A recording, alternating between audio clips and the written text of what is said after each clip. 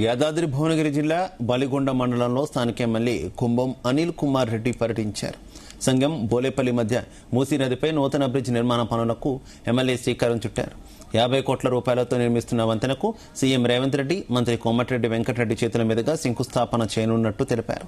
Bridge నిర్మాణంతో సంగం బోలేపల్లి ప్రాంతాల మధ్య రాకపోకలు సులభం కానున్నట్టు పేర్కొన్నారు. జోరు వానలను భీమలింగం కత్వా వద్ద శివలింగానికి ప్రత్యేక పూజలు చేశారు. భీమలింగం గుడి నిర్మాణం కోసం 2 కోట్ల రూపాయల నిధులు కూడా మంజూరైనట్టు తెలిపారు.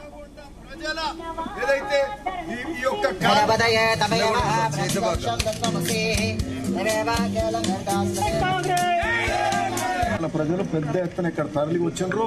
ఇక్కడ పెద్ద వాన కురుస్తుంటే కూడా వానల్ని వచ్చి ఇక్కడ పూజలు చేసిండ్రు. మరి శివలింగానికి అభిషేకం చేసిండ్రు. మరి ఒక్కటే కోరుకున్నారు ఏంటంటే నల్లగొండ మరి భువనగిరి నల్లగొండ ప్రజల వివిధ కుల వృత్తుల వాళ్ళ గౌడన్నలు, ముదిరాజ్ సోదరులు గాని, రైతు కూలీలు గాని, రైతులు గాని, అట్లనే నేతన్నలు గాని, వీళ్ళ సమస్యలు ఈ మూసి పరివాహక ప్రాంతంలో అంతకుముందు సంతోషంగా బతికే వాళ్ళు ఈరోజు బతకని పరిస్థితి ఉంది.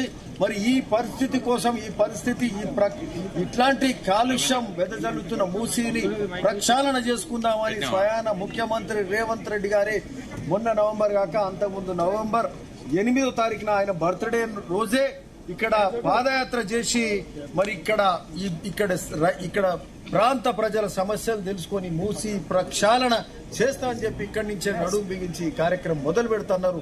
మరి గత సంవత్సరం నుంచి 15 నెలలు అయినాయో మరి ఎక్కువైనాయో 1.5 years అయి ఉండొచ్చు. ఈ లోపల మూసీకి సంబంధించి డిపిఆర్ తయారు చేసుకోవడం జరిగింది, డిపిఆర్ అప్రూవ్ చేసుకోవడం జరిగింది, దానికి సంబంధించిన నిధులు సమకూర్చుకోవడం జరిగింది. దానికి సంబంధించిన ఈరోజు టెండర్ల దశకు వచ్చింది. టెండర్ వేసే కార్యక్రమం సమీపించింది.